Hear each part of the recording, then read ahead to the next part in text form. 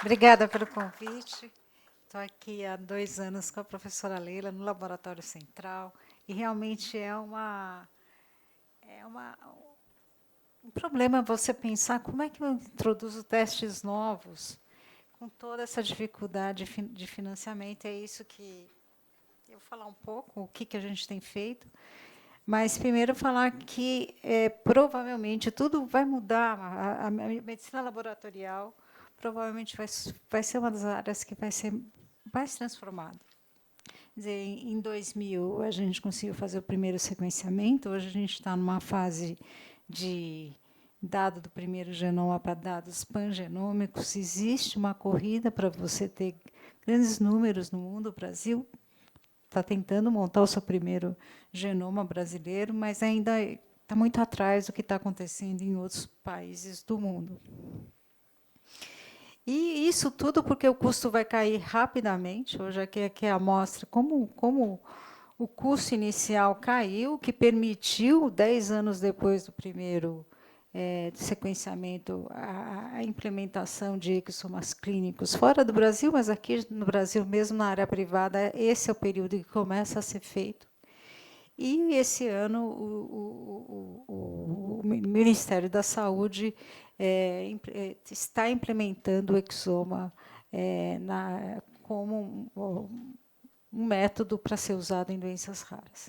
Mas essa queda de custo não vai mudar só isso, vai mudar uma série de outras tecnologias que vão permitir o uso de forma indiscriminada. Isso sim, você não vai só ver a genômica germinativa, mas cada vez mais vai ter uma necessidade de estudar a somática, não só para câncer, para doença autoimune, a transcriptômica para você poder classificar as doenças, a epigenética que a Lésia vai falar em seguida, vai facilitar o estudo de microbioma, e mesmo a proteômica hoje passa a ser uma tecnologia que pode ser feita por biologia molecular.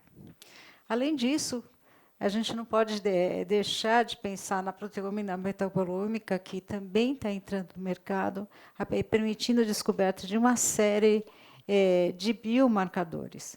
O problema é como você vai juntar tudo isso e como você vai conseguir fazer com que essas tecnologias tenham implicações diretas na rotina diagnóstica.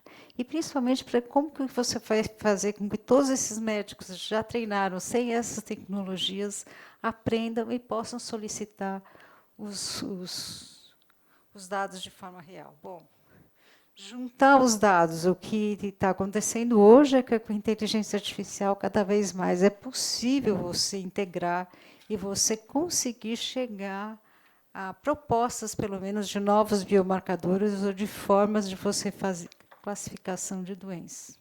A tal ponto que essa é uma ideia, acabou de sair, de que você, com um grupo de testes, você poderia fazer como se fosse um indivíduo digital, em que você, teoricamente, você vai pensar qual que é um twin digital, como é que você vai pensar em tratar esses pacientes. Então, vai sair daquele exame normal que a gente faz, com um resultado único, mas para um caminho em que você junte tudo num modelo de inteligência artificial.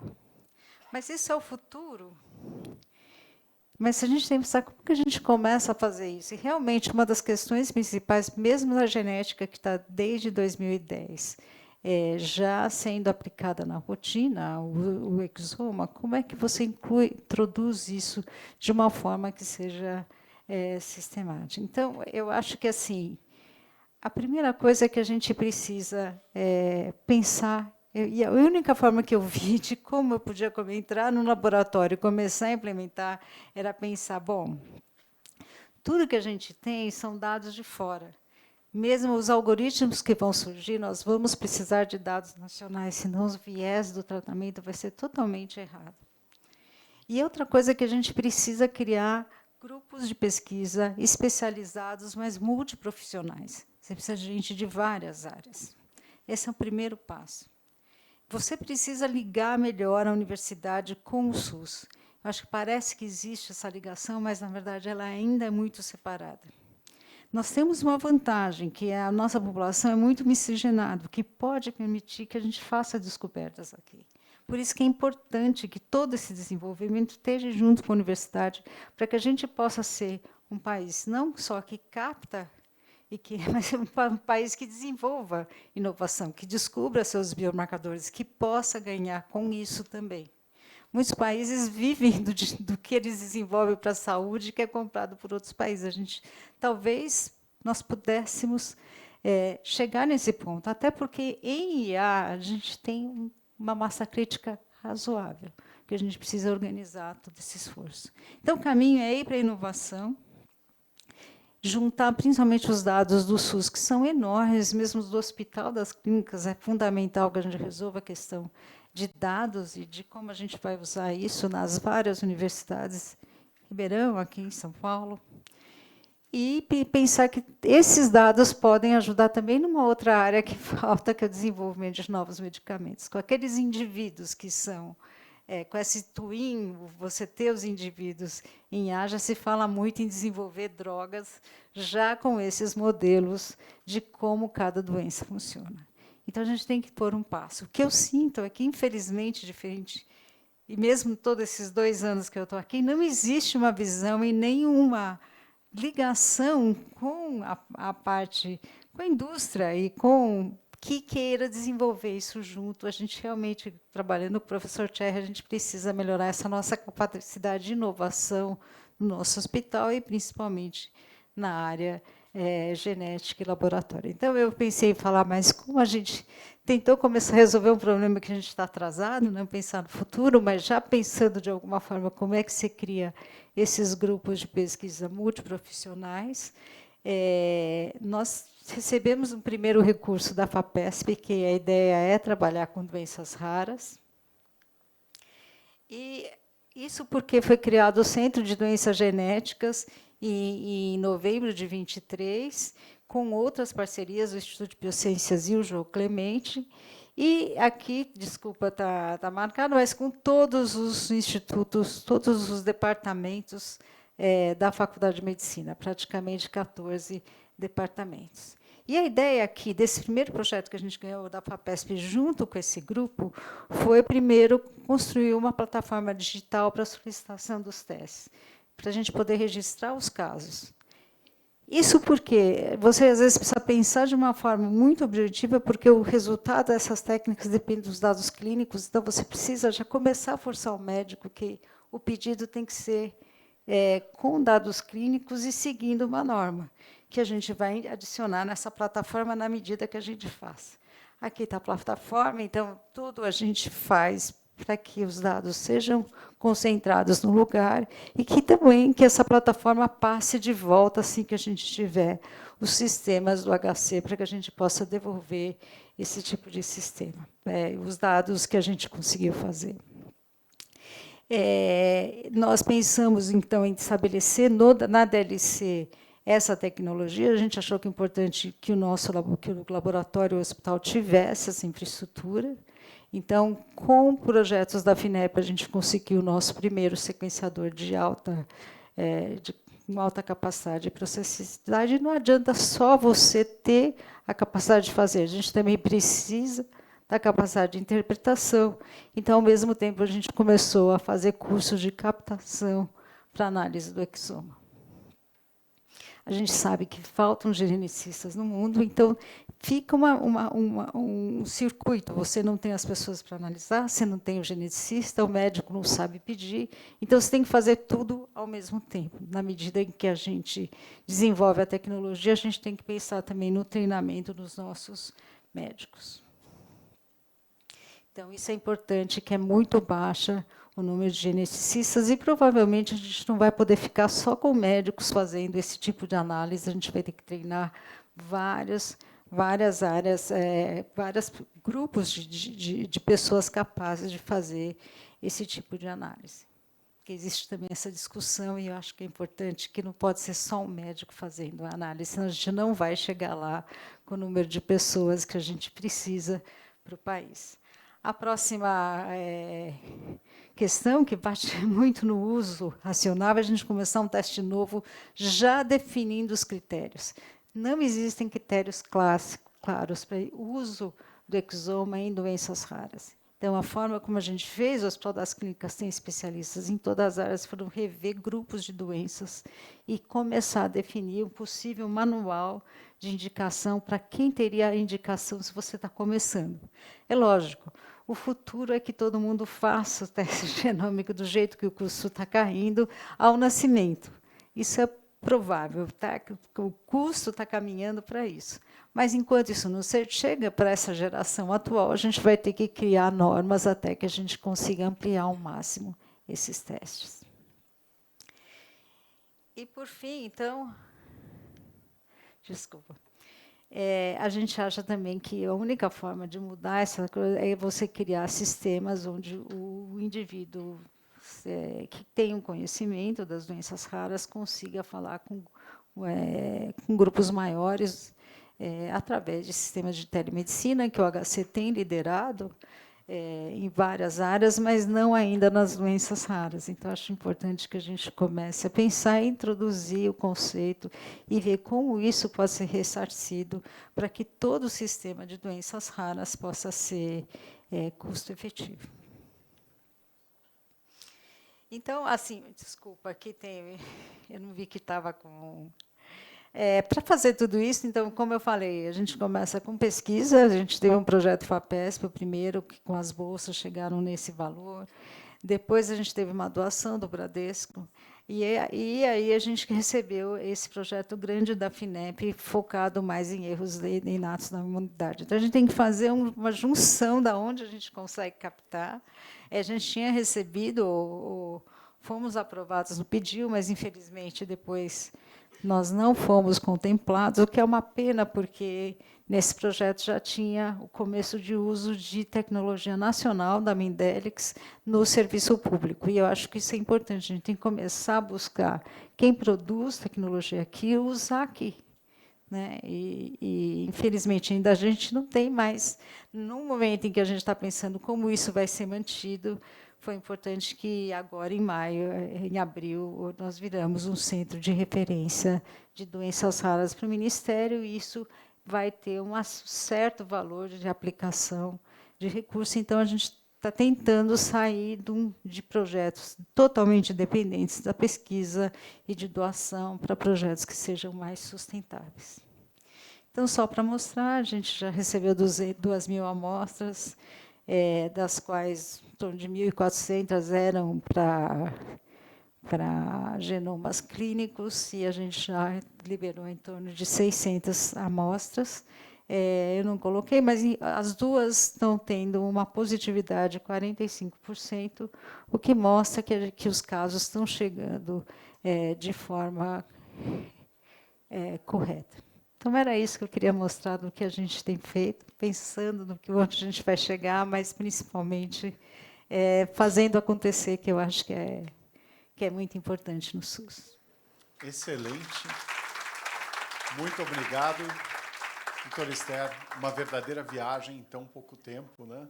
Mas excelente. Eu gostaria de convidar, para depois, no final, fazermos as considerações, gostaria agora de convidar a doutora Leslie Domenici Kulikowski. Falei certo? Mais ou menos. Por favor, fique à vontade. E agradeço mais uma vez a sua ter aceito o nosso convite. Eu que agradeço o convite, estou muito honrada, né? Eu que agradeço o convite, estou... Oi? Eu acho que eu prefiro, né? Eu sou muito pequenininha. Vou ficar mais tranquila aqui, né? Senão ninguém vai me ver atrás, né?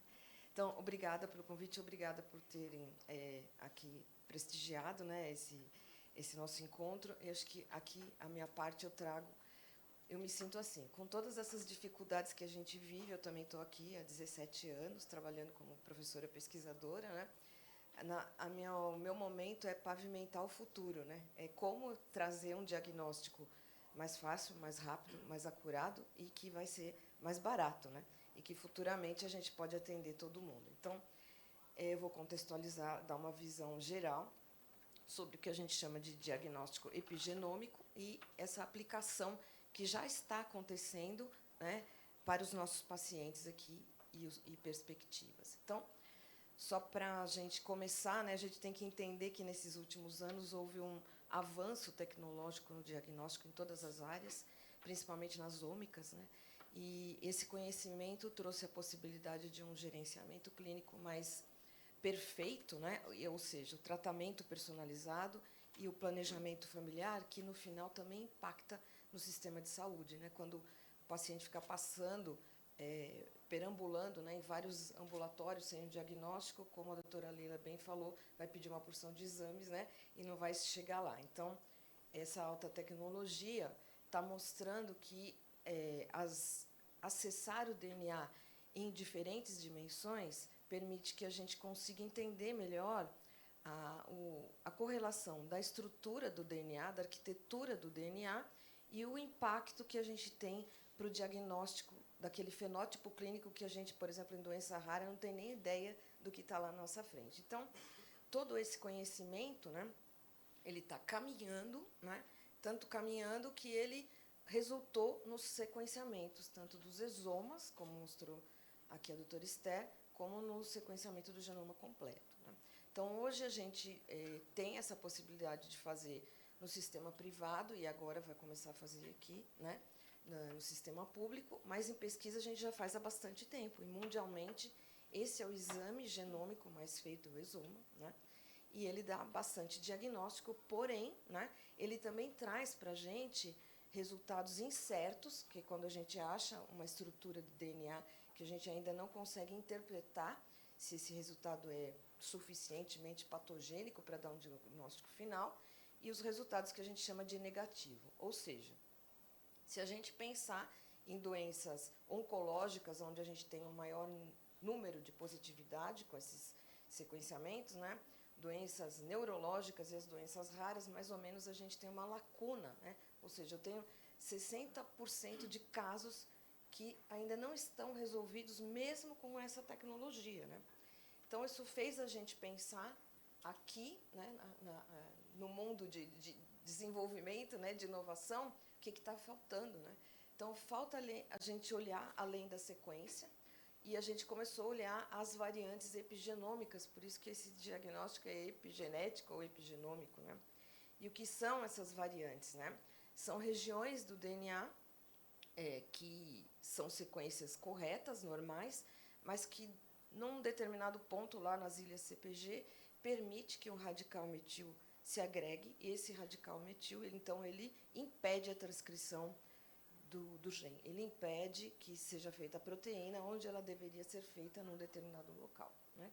Essa regulação, essa modificação, acaba regulando a expressão gênica por todos os tecidos, os nossos tecidos, né? Os nossos órgãos, né? Quando tudo está bem, quando essa modulação, né, esse ligar e desligar metilado, né, está funcionando bem, a gente não sabe nem que ele existe, né? Não lembra nem que existe o metiloma, né? Mas quando ele desequilibra, eu tenho uma doença. Então, a tecnologia que nós temos aqui no laboratório de citogenômica, que é aqui dentro da DLC, mas que ainda é utilizada para pesquisa, consegue olhar, né? Aí a gente está vendo uma foto do genoma completo e as regiões que estão mais metiladas ou menos metiladas, né? E a gente consegue, então, ter essa visão de diferentes tecidos, diferentes pessoas, né? E fazer essa comparação com as pessoas que têm essa regulação normal, né? E quando a gente consegue ver um grupo de regiões que estão diferentemente metiladas, a gente chama isso de epiassinatura, né? A partir do momento que a gente adquiriu esse conhecimento, né, mundialmente, se conhece algumas vias que podem ser afetadas por essa metilação, esse liga e desliga, né, e doenças que já têm o que a gente chama de assinatura epigenômica ou epigenética, tá? E isso, sim, proporciona um diagnóstico fidedigno que, como eu vou mostrar para vocês, nos nossos exemplos aqui, dá até o resultado do remédio mais eficaz para aquela doença, tá?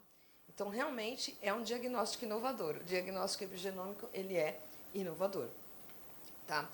Então, para contextualizar também os equipamentos que nós temos aqui no laboratório, né, na DLC, no Laboratório de Citogenômica, são os sequenciadores e o iScan, né, os arrays. Então, para analisar isso que eu mostrei para vocês, a gente utiliza essas duas metodologias, ou array ou sequenciamento, mas aí é o sequenciamento de terceira geração, né? Já não é o sequenciamento do exoma, é o sequenciamento do genoma completo, onde a gente não tem nenhum gap, né? Ou seja, a gente tenta não perder nada, né?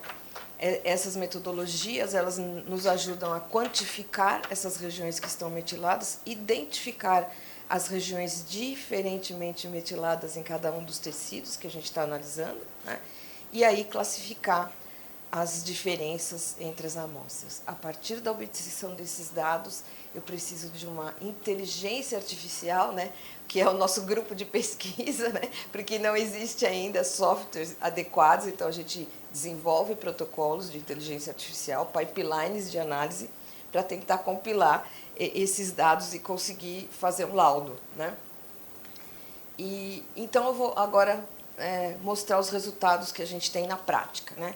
Então, um dos melhores resultados que a gente tem do diagnóstico epigenômico é a aplicação em diagnóstico de tumores do sistema nervoso central, onde a gente utiliza o iScan, né, o array, e mais inteligência artificial. Então, o que acontece? O paciente tem a biópsia, né, do tumor, e ele tem a radiologia, ele tem o resultado da histologia, né, e às vezes ele tem uma dúvida, será que é aquele tipo de tumor, será que não é, né? Ou às vezes ele classifica ali e aí vai dar um remédio para o paciente e o paciente fala, não melhora, né? Então teve toda uma equipe que trabalhou para um diagnóstico, né? Que era um diagnóstico clássico, mas ele não responde, né? Então, quando a gente aplica esse experimento, né, quando a gente faz essa análise desse perfil desse tumor e joga na IA, né, nesses pipelines, comparado com o resultado de bancos que a gente tem dos mesmos resultados mundiais, principalmente eu trabalho com uma colaboração com o Banco de Heidelberg, que foi um dos primeiros locais que também desenvolveu simultaneamente esse teste, né, a gente consegue essa maravilha, que eu chamo, que é um laudo perfeito, né? Onde ele consegue integrar os dados de todas as dimensões do genoma, com deleções, duplicações, translocação, as imagens radiológicas, né? O resultado histológico, né? E ainda o farmacológico. Então, é um laudo que dá caminho terapêutico, ele dá qual que será, dá para o oncologista, qual será a droga que o paciente vai ter mais possibilidade de responder. E isso, apesar de agora ser um exame caro, no final ele é barato, porque eu não vou ficar testando e eu sei também, eu posso modular quanto que eu vou dar daquele medicamento, né? Prognóstico, né? Investigar diferentes tumores. E o que está acontecendo aqui no Brasil é que, como a gente não tem dados, como falou bem a professora Esther, né? A gente está construindo esses dados, a gente acabou achando entidades novas, né? Ainda não descritas, né, nas nossas crianças aqui. Então, esse é um resultado nosso aqui, um exemplo, o trabalho de uma das alunas de doutorado, onde a gente conseguiu, nesses primeiros 100 casos, refinar o diagnóstico em 54%, encontrou, né, copy numbers adicionais, rearranjos adicionais em 97% dos casos, e conseguimos dar um diagnóstico final integrado com esse laudo em 83% dos casos, né? Então, isso foi um resultado muito promissor, né? Então, e aí, esse caminho, encurta o caminho do paciente, né, desde a queixa até o tratamento, né? Possivelmente, isso no futuro vai economizar muito, né? Uma outra aplicação que a gente tem visto aqui no dia a dia é esses resultados que a gente tem negativos do array ou de variantes incertas, que eu não consigo ainda chamá-las de patogênicas, ou nem sei se ela é benigna, né? E que muitas vezes, então eu quero fazer o pai e a mãe, aí eu tenho que sequenciar o pai e a mãe, custa mais, né, para sequenciar. Então, o que fazer com as VUS é um tormento de todo geneticista, pediatra, neurologista, né? Vem aquele resultado que ele está confiando e vem essa variante de significado incerto. O que a gente faz? A gente processa esse resultado, esse sequenciamento, faz a metilação utilizando o array e também utilizando pipelines que a gente desenvolveu aqui no laboratório, que é o trabalho de outro aluno de doutorado, né? e aí a gente consegue transformar aquela VUS em benigna ou patogênica, simplesmente olhando se ela está metilada ou não, ou se ela está dentro de um contexto de assinatura, né, de epiassinatura, ou seja, se vários pacientes idênticos têm uma epiassinatura, e aí eu posso, então, dar uma tranquilidade para o solicitante, para o médico, falar, não, você pode ter certeza que isso é patogênico, ou não, você pode descartar essa variante, tá? Então, eu tenho esse último resultado que a gente apresentou esse ano no Congresso de Genética Clínica americano, e o que a gente obteve aqui? Com 30 pacientes, a gente conseguiu 30 pacientes que tinham esses resultados incertos, vindos ou de array ou de exoma, assinaturas epigenômicas conclusivas para transtorno do desenvolvimento com atraso de fala ou dismorfismo facial, que é um grande número de pacientes que impacta o SUS, porque ele não tem um diagnóstico fácil, né? Ele vai na genética, ele vem da endócrino, ele vem da pediatria, né? Então, e outras síndromes que a gente conseguiu classificar, inclusive Pitt Robbins, que era difícil de classificar e se achava tão rara, e agora, individualmente, a gente está vendo que não é tão raro assim. Tá? Então, esses são resultados aqui. E dentro dessas casuísticas, emblematicamente, temos essa publicação que foi feita junto com o Departamento de Neurologia, que é um paciente do Dr. Fernando Koch, são 2 pacientes, que apresentavam exatamente o mesmo resultado, a mesma variante, a gente pode falar a mesma mutação, no mesmo gene. Esses 2 são crianças, né, esses 2 pacientes com distonia de início precoce, que precisava de um caminho de tratamento, né? E como é que a gente vai ter certeza? Né? Era uma VUS, né, idêntica em 2 pacientes. A hora que a gente aplicou a metilação para um dos pacientes, ele mostrou essa região metilada, essa epiassinatura, então concluiu o diagnóstico e a gente conseguiu transformar esse achado do exoma em patogênico. Ele foi tratado, ele respondeu ao tratamento e ficou bem, enquanto que o outro paciente não mostrou essa epiassinatura. Então, foi, na verdade, essa suspeita de distonia foi desclassificada e ele pôde seguir para um outro tipo de tratamento, uma outra investigação. Resolveu, né, 2 casos que anteriormente era impossível. Então, existe essa aplicação para doenças neurológicas, né? E ainda o que a gente tem, talvez de mais novo, né? Quer dizer, a ideia do relógio biológico de medir a idade biológica versus a idade real, né? Ela é antiga, mas essa aplicação em doenças é nova, né?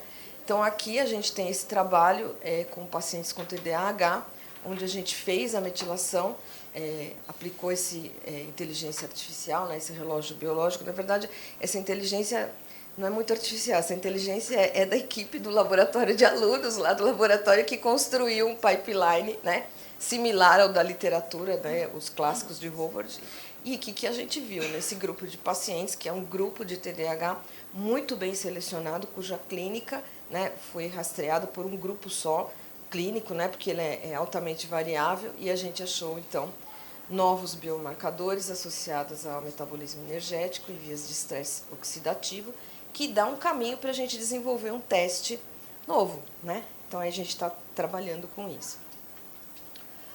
E, finalmente, os long reads, né, que aqui no laboratório a gente utiliza a tecnologia Nanopore, e nós estamos aí trabalhando com pacientes, principalmente que vêm da neurologia, com doenças de expansão. Essas doenças de expansão é quando eu tenho no DNA pequenas regiões que elas são muito pequenininhas, mas elas se repetem muito. E quando a gente aplica, por exemplo, testes de PCR, o exoma não pega, né? Por exemplo, mas como a gente utiliza o PCR, a gente não consegue dar uma exatidão de quantas vezes aquela repetição está presente. Isso impacta o tratamento, o prognóstico, né? Impacta eu ter o cuidado de verificar se tem irmãos, né? Como é que está isso na família. E quando a gente aplica o long reads e mais a análise de bioinformática, de novo, né, a análise lá em house, porque não existe software para isso ainda, a gente conseguiu ver aí um número certinho de repetições, e isso dá o diagnóstico e o prognóstico e a medicação para esse paciente. Esse aqui é um dos exemplos dos pacientes que a gente está tratando. Mas o que é mais interessante quando a gente aplica o long reads é que eu também consigo responder essa pergunta. Essa expansão está funcionalmente ativa? Ela está metilada ou não? Então, é um teste muito inovador, porque é uma detecção simultânea de anormalidade estrutural, né? O que está errado lá na estrutura do DNA, e se aquele local que está metilado, né, que eu estava fazendo lá em 2 passos com o array, eu estou fazendo de uma vez só, eu já respondo se está ativo ou não. Que quer dizer o seguinte, tem paciente que tem a expansão não tão grave, e outro paciente que tem a mesma expansão, mas ele é gravíssimo. Né? Um é tratável, o outro não é tratável. Como que é tratável é diferente, qual o manejo, né? Como que eu lido com esse paciente. Né? Então, ele responde-se também a um outro trabalho de doutorado de uma aluna. Né? São 2 alunos que estão trabalhando com esses pacientes. Tá? Então, isso eu imagino que possa se reproduzir para outros pacientes. Aqui a gente está fazendo um teste com esse tipo de doença, mas é um modelo para ser reproduzido para outras doenças. Né? E para finalizar, né, o que a gente espera, né? Mas, na verdade, qual que é o nosso desafio? Né? É que consolidar, né, esses diagnósticos inovadores que vão trazer mais recurso para tratar as doenças básicas, né, e que vão dar um diagnóstico mais curto, ou seja, vai impactar o sistema de saúde, né, consolidar isso, né, escalar esse acesso, né, para todo mundo, fazer a expansão da inteligência artificial, porque, de qualquer forma, esses pipelines vão ser públicos, né? A gente está publicando, e isso vai ser reproduzível não só aqui para o complexo, né? Mas para outros locais no país, né? Que é isso que a gente precisa desenvolver aqui. Né? Integrar os dados multiômicos, que é isso, eu preciso de um jeito de pegar a imagem da radiologia, né? o exame histológico, né? O que deu lá no laboratório clínico, né? Juntar tudo isso com o resultado genômico. Né? Na verdade, eu acho que isso é transformar a inovação em política de saúde. É isso que a gente está pavimentando aqui, que uma hora vai acontecer. Então, aqui para finalizar, eu deixo uma mensagem, que é o que eu estou vendo. Né? Não vai bastar a gente sequenciar o DNA, daí a gente tem que entender mesmo o que está funcionando ou não, né? Preciso compreender o estado funcional para a gente transformar, né? Ver um diagnóstico correto e transformar a decisão clínica. Né? Isso é um benefício para o paciente, para o sistema de saúde, né? Para tudo. E eu acho que é exatamente isso que a metilação está fazendo, está me ajudando a fazer isso, né? Que eu vi com esses poucos exemplos que eu mostrei para vocês. Tá bom? Gente, muito obrigada.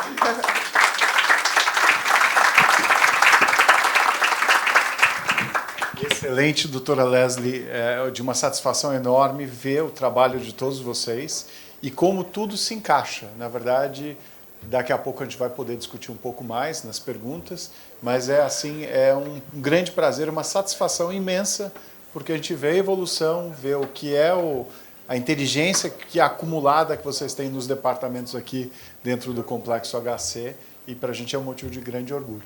Convido agora o Guilherme Ambar para trazer um pouco a visão da indústria e como ela se encaixa nessa visão que vocês têm aqui dentro da academia. Guilherme. Você prefere aqui? Tudo faz. Pode ser aqui. Bom dia a todos. Queria agradecer o Carlos pelo convite. Não sei se eu agradeço de verdade, né? Como disse o doutor Tor e a doutora Leila, se eles estavam preocupados, imagina eu aqui, depois de ter essa mesa com a doutora Esther, com a doutora Leslie. Mas eu gostaria de trazer um pouco para a discussão, levantar alguns pontos que eu acho interessante, mostrando um pouco do lado da indústria, de o caminho, né, que a gente tem visto do desenvolvimento do diagnóstico, de inovações no diagnóstico, o que a gente pode esperar para o futuro próximo e se a gente está, de fato, no caminho certo, né, e como a gente faria para encontrar esse caminho. Bom, meu nome é Guilherme, eu sou CEO da Cidine Brasil, sou diretor de inovação da CBDL agora pelos próximos 2 anos. Sou aqui do HC também, meu mestrado na psiquiatria, com neurofisiologia, e depois eu fiz um doutorado ainda com fisiologia na Unesp.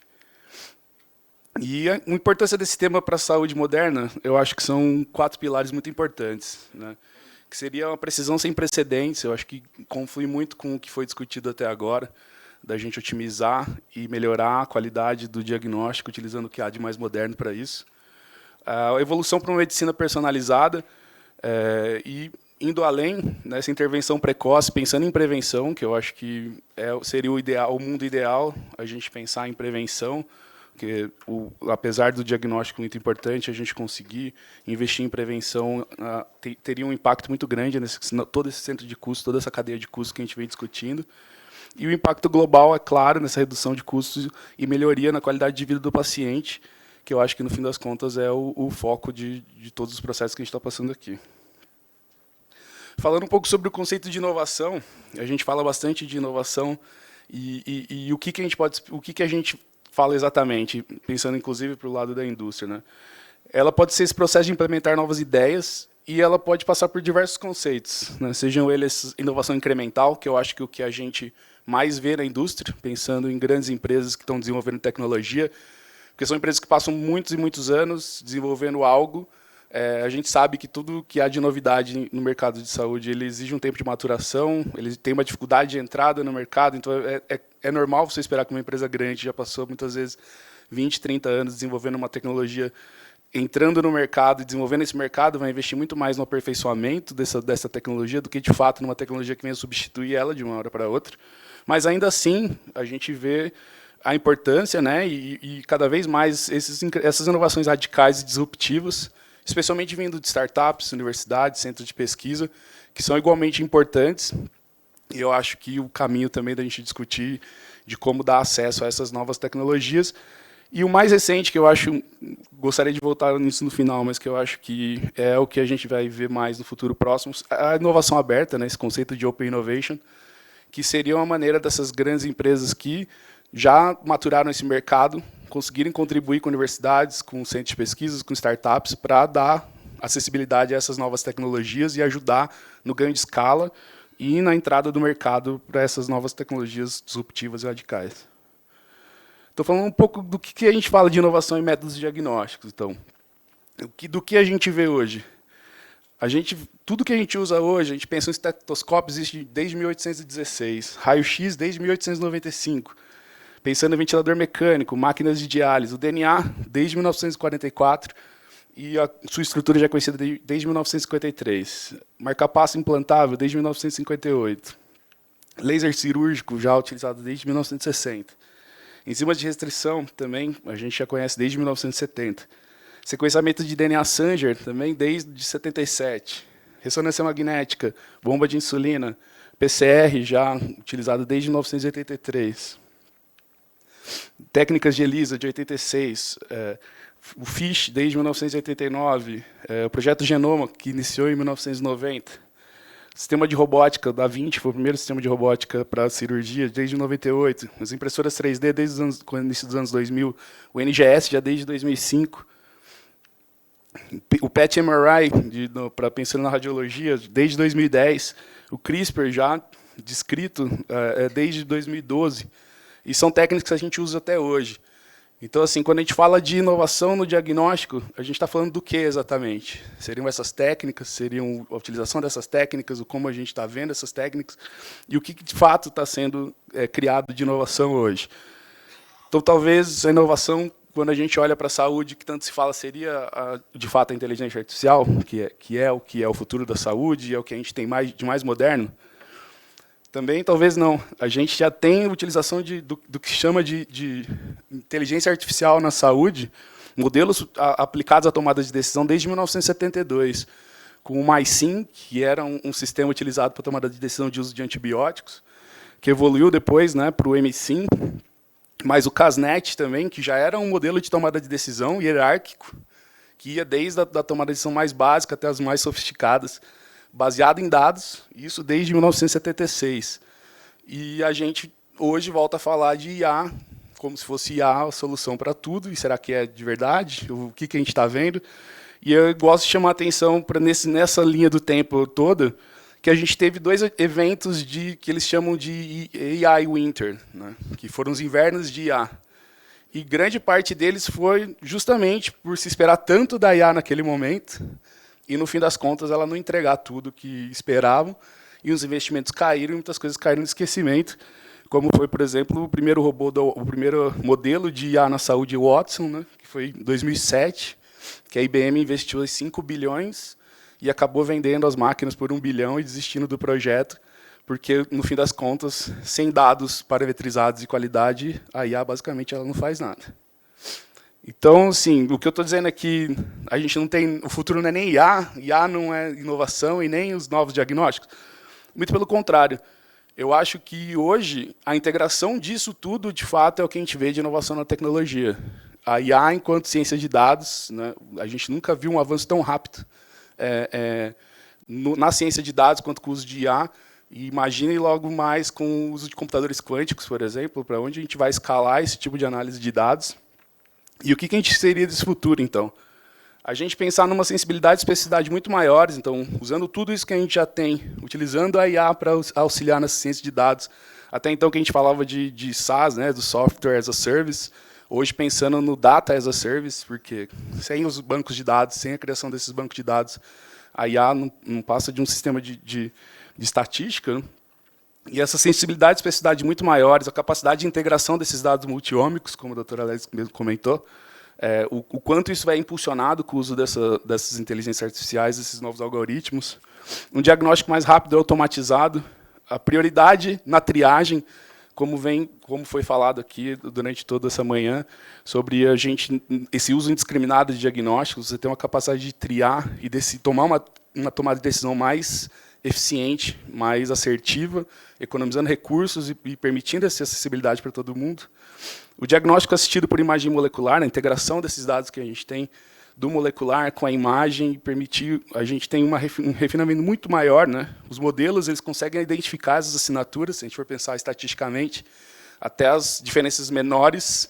Se a gente tiver um N gigantesco, a gente vai acabar encontrando essa diferença, e nisso esses modelos de dados podem ajudar bastante.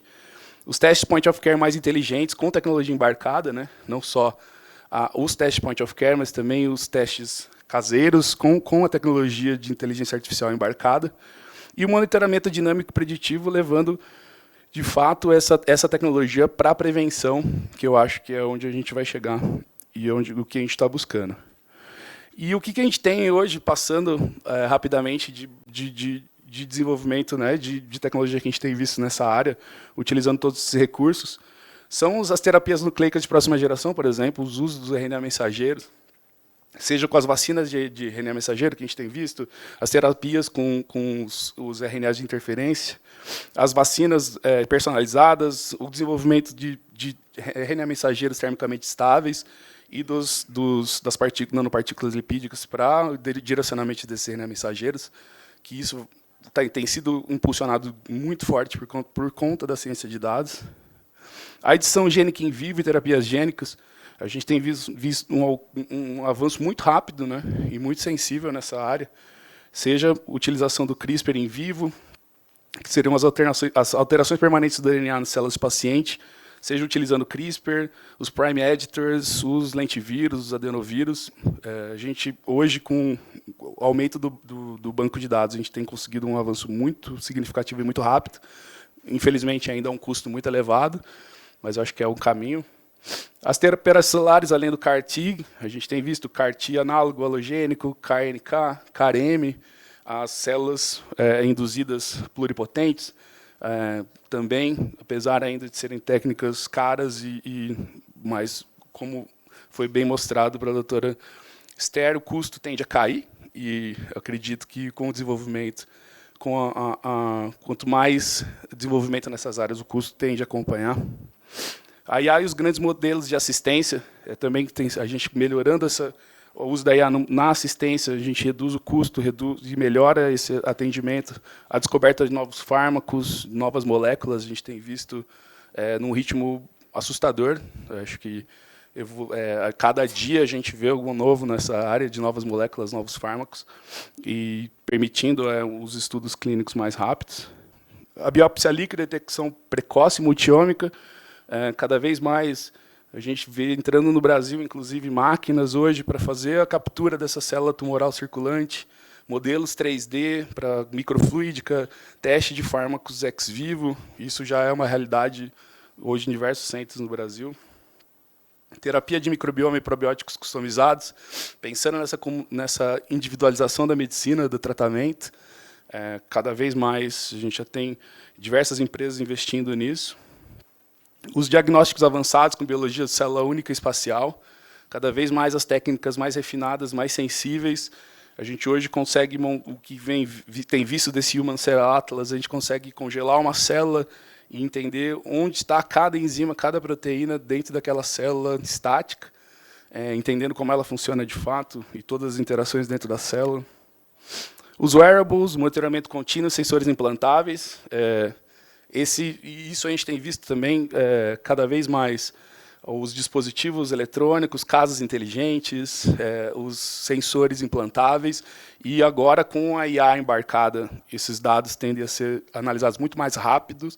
E quando a gente fala de uso de IA para o diagnóstico, pensando em achar um marcador, um biomarcador ou algo, do paciente na população é uma coisa, do paciente contra ele mesmo, essa sensibilidade ela escalona num nível totalmente inimaginável, porque ao longo do tempo ela aprende com o paciente, aprende as características do paciente, e qualquer coisa que fuja daquilo, você tem um resultado imediato de que algo está errado ou que você precisa procurar algum tratamento ou algum auxílio.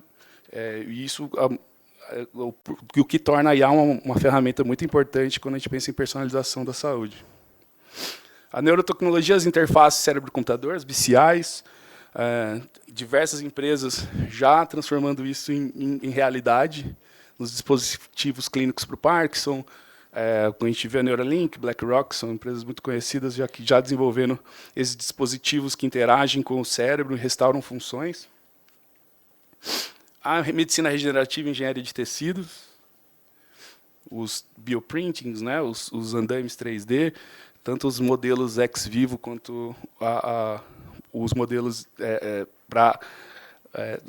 até então para esses estágios pré-clínicos para reimplante. A radioterapia de precisão e os teranósticos, então utilizando os exames de imagem junto com a inteligência artificial, o direcionamento de radiofármacos, hoje que a gente tem visto os primeiros testes clínicos do Flash RT, que serão descargas muito grandes de radioterápicos, mas muito localizadas, tendo alguns já resultados clínicos muito interessantes. Terapias digitais e IA comportamental, o uso da IA não só para o diagnóstico, mas para a terapêutica, né? Já tem produtos aprovados pelo próprio FDA para controle de uso de substâncias clínicas, né, esse reset, prevenção de diabetes, os coaches de IA para autocuidado. A gente tem startups brasileiras desenvolvendo essa parte para psiquiatria, para diversas outras aplicações. As vacinas avançadas e abordagens pangenômicas, com panpatogênicas, sejam essas vacinas de mRNA, nanopartículas, isso a gente vai ver cada vez mais rápido e cada vez mais acessível. E o que a gente esperar desse impacto a médio e longo prazo, que seria, de fato, essa medicina verdadeiramente personalizada. A IA identificando esses subgrupos moleculares que respondem melhor a terapias, como a gente já vê esses resultados, né? A própria doutora Lésia apresentou algumas coisas. Recomendações terapêuticas baseadas em perfis multimodais, você vai ter uma diminuição de testes desnecessários, a assertividade, a especificidade, a melhoria na qualidade de vida do paciente, um diagnóstico mais rápido. Isso tudo tem um impacto não só na cadeia de custo, mas na qualidade de vida do paciente. A detecção precoce de doenças complexas. Hoje a gente vê uma série de coisas, muitas tecnologias delas sendo desenvolvidas no Brasil, desde exames para prevenção de câncer de mama a partir de hemogramas, com a tecnologia brasileira sendo desenvolvida, até a parte de termografia de lâminas sanguíneas para ver prevenção de tumores. Isso a gente tem visto cada vez mais essa busca por assinaturas sutis, utilizando a IA, e muita coisa desenvolvida aqui no próprio Brasil. E a vigilância sanitária e resposta a surtos, que eu acho que a gente teve um evento recente, que com o uso dessas tecnologias todas associadas, a gente pode monitorar, entender com tudo que vem, todos os vírus que são circulantes, prever em tempo hábil o surgimento de uma nova endemia ou pandemia. E quais seriam os principais desafios, então? Ainda os custos, o alto custo do desenvolvimento, e muitas vezes nessa customização, né, do tratamento, ainda tem um alto custo agregado. A manutenção dos equipamentos, muitas vezes, dessas tecnologias utilizadas são caras. O investimento inicial é muito elevado, e quando a gente ainda pensa em doenças raras, pensando em como é que o retorno desse investimento de desenvolvimento ainda é um assunto delicado e que eleva o custo, querendo ou não, do medicamento. A baixa penetração em regiões com menos estrutura, limitação dos recursos, especialmente quando a gente pensa no SUS e pensa no Brasil, como é o Brasil, não temos recursos infinitos, infelizmente, e, às vezes, as dificuldades das provas de conceito, de trazer essas novas tecnologias para a realidade. A gente pensa nesses modelos de desenvolvimento, né, de a gente querer trazer algo que ainda é desconhecido e não necessariamente há um mercado, e conseguir espaço para testar essas novas tecnologias não é tão fácil. A acessibilidade, que também está relacionada diretamente ao custo, mas a distribuição desigual, a falta de políticas públicas, que também o Brasil vem avançando fortemente nisso, mas a gente sabe que o Brasil é um grande desafio, e ainda assim a acessibilidade vai continuar sendo um grande desafio, especialmente para o Brasil, dependente de importações, né, de tecnologias estrangeiras, capacitação, como foi dito aqui também, de como capacitar os médicos, toda a cadeia da saúde em utilizar essas novas tecnologias. A resistência cultural, que, querendo ou não, é uma realidade. Toda vez que a gente traz algo muito novo, a gente sempre vai ter uma certa resistência para a entrada dessas novas tecnologias. E até instabilidade de políticas econômicas, como a gente viu durante a pandemia, países que deixavam de exportar produtos, e isso tem um impacto gigante, não só no desenvolvimento, mas toda a cadeia de cuidado, você não ter acesso a esses insumos. E a complexidade em si. A gente está falando de tecnologias muito novas, de coisas muito tecnológicas, né, muito refinadas, que necessitam de um tempo de maturação. A necessidade de profissionais especializados, a interoperabilidade, que é uma das maiores dificuldades e tem um impacto gigantesco nessa ciência de dados. A interpretação dos dados complexos, essa atualização constante de softwares, os desafios regulatórios, treinamento e educação médica. E quando a gente fala de acessibilidade também, a gente não pode pensar só na tecnologia acessível ao paciente, mas como dar acesso a essas novas tecnologias, especialmente quando ela não vem de grandes empresas, quando vem das startups, vem das universidades, vem do centro de pesquisa, como tornar elas acessíveis e trazerem elas para dentro do mercado, auxiliar elas no ganho de escala, auxiliar elas nessa redução de custo, para que elas se tornem acessíveis de fato. Então, acho que o grande conceito de inovação ele deve respeitar o contexto onde ele está inserido, e quando a gente está falando de Brasil, é um contexto muito diverso, e a necessidade que ele visa atender. Não necessariamente a melhor tecnologia que a gente vai ter para o Brasil é a mais recente, mas talvez seja a que melhor se adapta à nossa realidade, ou a que hoje a gente consegue tornar mais acessível. E o futuro é uma saúde barata, ampla e assertiva, focando sempre na acessibilidade. Obrigado. Excelente, Guilherme. Convido você para se juntar aqui à mesa. Doutora Esther, doutora Leslie, por favor. De fato, é uma grande satisfação. Acho que para a CBDL, todos vocês acompanham, a gente aqui está falando de dois grandes extremos. Um, que é a ampliação do acesso às tecnologias de diagnóstico, e outro, a questão da medicina personalizada. E como a doutora Leila falou logo no começo, 47% da população, de acordo com esse estudo da Lancet de 2021, não tem acesso ou tem muito pouco acesso ao diagnóstico.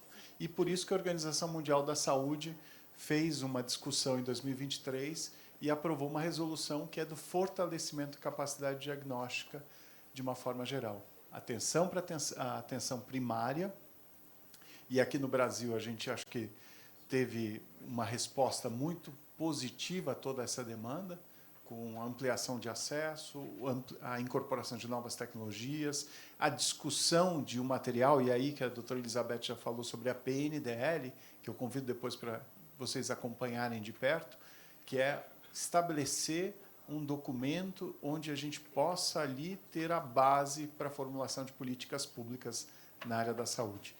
E isso é não só a ampliação do acesso, para trazer esse cidadão invisível para o sistema de saúde, mas para poder chegar exatamente no outro extremo e falar dessas inovações fenomenais que vocês três falaram e que permite não só você achar o paciente certo, que vai ter uma resposta adequada a esse novo tratamento, a questão do monitoramento se está tendo sucesso ou não e, obviamente, chegar no desfecho.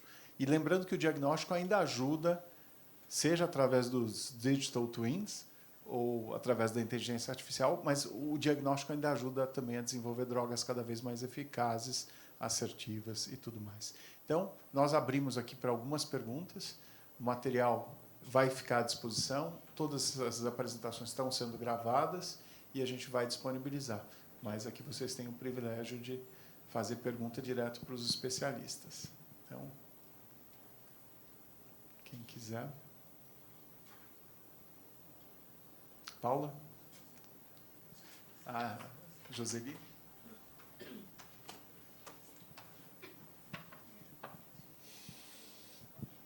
Obrigada. Eu vou fazer para todos vocês, né? A gente tem aqui no Brasil uma situação que é o meio copo cheio e o meio copo vazio, porque a gente tem um monte de coisas super interessantes, muito de ponta, muitos desenvolvimentos, mas a gente tem uma situação que ainda não é acessível, que falta dinheiro, que falta recurso, e que falta... Quer dizer, existe uma conversão, e essa conversão de sair do universo da pesquisa para isso se ampliar e se expandir e atingir. Isso passa por uma questão regulatória. Eu falo isso porque eu sou a pessoa do regulatório, né? E essa questão regulatória, nesta variedade de testes genéticos, ela não é uma questão fácil de ser dirigida, porque, enquanto esse diagnóstico está no seu centro de pesquisa, com todos os olhos aqui em cima, de gente que conhece, que percebe, a hora que isso expande para o mercado, como vocês imaginam que vai ser essa passagem? Porque nós vamos migrar para isso, quer dizer, sequenciamento de genoma completo, de exoma, isso é uma realidade. Agora, a gente tem que falar numa situação de... vamos até restringir o acesso de massa, porque ele não é de massa, né? Ele sempre vai ser... a triagem antes é super importante. Mas a condução desses testes num ambiente menos controlado do que o ambiente do laboratório de vocês. Essa que é a minha pergunta. Obrigada pela pergunta. Eu acho muito pertinente isso. Afinal de contas, a gente faz pesquisa, né? Como até aqui a doutora Esther vai saber, a gente divulga isso, mas o que a gente está fazendo aqui está acontecendo no nível mundial. Vou dar o exemplo desse teste de tumores, né? Do sistema nervoso central. Ele se iniciou em fazer essa estratificação e essa categorização do sistema nervoso central. Mundialmente, já existe na OMS essas recomendações. Então, começa a ter um movimento, né, de especialistas enviando, criando documentos, né, criando essas necessidades. Isso vai, aos poucos, chegando, né, aos grandes centros regulatórios. E aí, sim, a gente consegue introduzir isso de forma, não é rápido, né? Mas até que nesse diagnóstico de tumores foi bastante rápido. Isso agora é possível desenvolver para outros tumores, porque ele virou um modelo, né? Mas então é isso mesmo. Isso não acontece isoladamente em um local de pesquisa, como eu mostrei aqui, mas isso mundialmente é um avanço mundial, né? O sequenciamento, o diagnóstico epigenômico. Enquanto eu estou pensando aqui, tem outros pesquisadores nos Estados Unidos pensando de forma similar. Isso alcança a mídia especializada em congressos e depois alcança a necessidade de pedir, né, isso, e depois também as próprias indústrias farmacológicas que desenvolvem esses medicamentos também têm uma necessidade de colocar esses medicamentos no mercado. Então, é um esforço conjunto, né, acadêmico e da sociedade, né, e de situações como a gente está vendo aqui, né, discutindo, divulgando, né, para criar documentos, criar esse sistema regulatório. Né. É isso mesmo. Eu acho que, passando para a doutora Esther, que pode falar também um pouquinho sobre a parte que a gente está fazendo no CIG, né. Eu acho que é importante para cada teste novo, quando for ser implementado, principalmente no SUS, que não saia só a aprovação do teste, mas já tudo junto. A aprovação, a indicação, a forma de você analisar que paciente tem que receber. Então, a gente já tem que mudar um pouco o conceito e não simplesmente liberar um teste. Como a gente tem visto, quer dizer, microbioma, eu particularmente não conheço qual indicação hoje precisa de microbioma, mas já tem muita gente fazendo. Então, os testes não podem entrar assim no mercado, pelo menos não com indicação médica, já tem que entrar com a indicação precisa daquele teste. E não só se vender testes que você não sabe bem para que está usando, para qual prática clínica. Eu acho que é importante que a gente faça o trabalho de realmente trazer o teste já com as indicações precisas a cada momento, que vão sendo revisadas.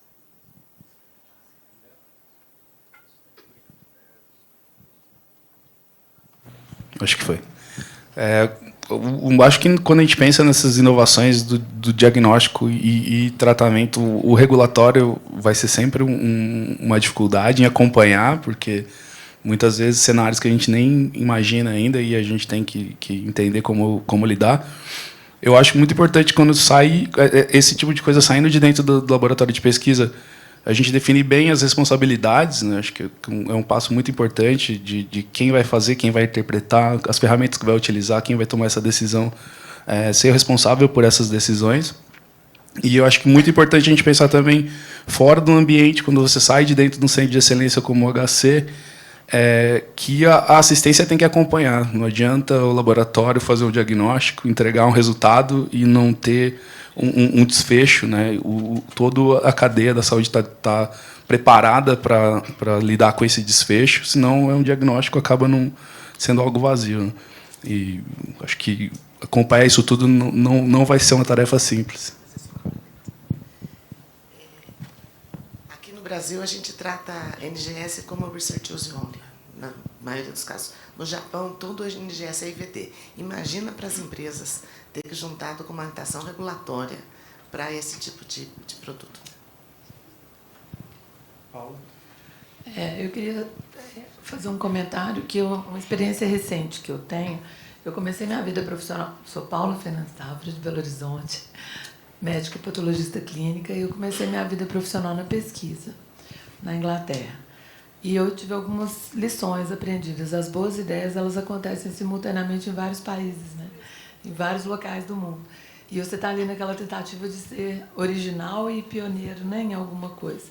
E o resultado da minha pesquisa foi negativo, senão eu não estaria aqui, né? Eu teria ganhado o prêmio Nobel, que foi na imunomodulação do tecido pancreático para transplante de ilhotas, para a gente fazer um mini fígado um mini pâncreas dentro do fígado. E hoje a gente sabe que o Canadá conseguiu avançar bastante, microencapsulando as ilhotas, e esses transplantes, para quem vai merecer um transplante renal, a gente tem um transplante celular e tornar os diabéticos insulinos independentes, né? Pelo menos por um período. E aí, depois, a minha vida migrou para um pouco de Médicos Sem Fronteiras na África e tal. Então, acesso, que eu estou achando muito legal, viu, Gouveia? Parabéns à organização. Está cadenciado o pensamento aqui, né? A gente começa com a questão jurídica, regulatória, depois uma experiência de acesso com fraca interoperabilidade, né? E a gente precisando evoluir nisso. E aí vem a pesquisa, e falou-se em atenção primária aqui mais de 10 vezes, pelo menos eu ouvi, né? E é onde eu estou inserida hoje, que é no desenvolvimento do point of care em locais públicos e privados no Brasil. E essa questão da burocracia, que eu acho que está comum aí nas falas, né? A segurança jurídica ou a segurança regulatória, que a Joseli afirmou bem, eu fui convidada agora para apresentar um projeto de acesso em unidades básicas de saúde de atenção primária, mas aí não é com produto, graças a Deus, porque saiu da área comercial, agora é o serviço. O produto já está validado, mas aonde que ele se insere dentro daquele contexto da atenção primária para melhorar desfecho, né? Então, assim, na experiência de vocês, eu acho que minhas experiências são todas muito regionais, né? Como que a gente copia e cola isso para um país continental como o nosso? Porque eu acho que essa é a grande trava. Um monte de grupos isolados fazendo tudo com muita excelência, mas como é que a gente propaga isso para esse nosso Brasilzão, né? Não, é uma pergunta difícil. Assim, o Brasil, são muitos Brasis, são muitas necessidades diferentes, e realmente pensar, quando a gente pensa como chegar na ponta, é muito complexo. Que, pelo menos o meu trabalho é sempre que eu penso como é que não só desenvolve o teste para doenças raras, mas como você monta o serviço para que isso tenha uma capilaridade maior para todo mundo poder fazer a solicitação. A gente tem que começar a pensar, já começar pensando assim, né? Eu acho que é uma saída, mas são associações, são os próprios treinamentos que você consegue começar a pensar, mas começar já colocar, assim, acho que o mindset é importante para você mudar as coisas. Eu acho que pensar já, e isso é um trabalho que a HC tem que começar a fazer, da gente não ficar só aqui, a gente ser responsável por desenvolver realmente ferramentas que trabalhem toda a saúde e não só a nossa parte. Eu acho que isso tem para todo mundo, para cada coisa a gente pensar de uma forma diferente. Eu vou deixar a Liliana fazer a última pergunta antes da próxima palestra, para a doutora Leslie responder, ou o Guilherme, ou quem você achar. Tá bom. Liliana. Obrigada. Bom dia, parabéns. Acho que toda a fala de vocês fez a gente repensar, né, fazer uma viagem aqui em todos os nossos processos. E pensando em acesso e de como a inteligência artificial está permeando nossas vidas, vocês acreditam que um caminho seria, nesses processos regulatórios de aprovação, seria fazer já o teste com a terapêutica, com o tratamento? Esse poderia ser um caminho, porque isso ajuda a dar acesso, amplia, né, a possibilidade de até resultados favoráveis, com certeza, né, para os pacientes. Queria entender como vocês pensam. Quer começar, Guilherme? É difícil responder a sua pergunta, porque é uma situação complexa. Não são em todos aqueles testes que a gente chama de inovadores que a gente conseguiu ir até o fim e ter esse resultado que foi muito exemplar, por exemplo, para tumores, né? Mas sim, quando a gente consegue desenvolver isso, o ideal é que isso seja passado de forma completa.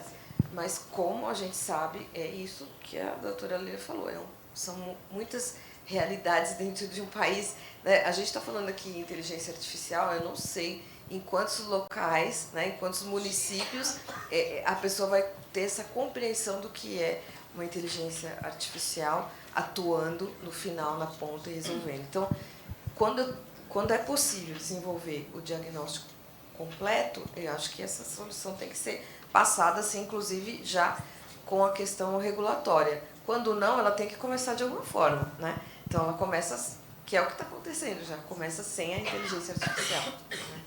Mas é uma coisa que a gente vê, apesar de a gente estar falando aqui do Brasil, eu participo de consórcios internacionais, principalmente para esses testes de metilação, um consórcio no Canadá, um consórcio na Alemanha, e tudo isso que a gente está discutindo aqui é discutido desses consórcios. Então, a possibilidade de passar, por exemplo, desse tumor tudo pronto, sim, mas lá na ponta já tem uma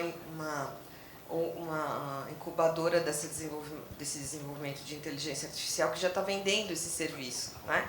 E a mesma coisa para os testes de VUS no Canadá, o que está acontecendo. Então, é uma coisa que a gente tem que... bateu a nossa porta, nós temos que enfrentar, né?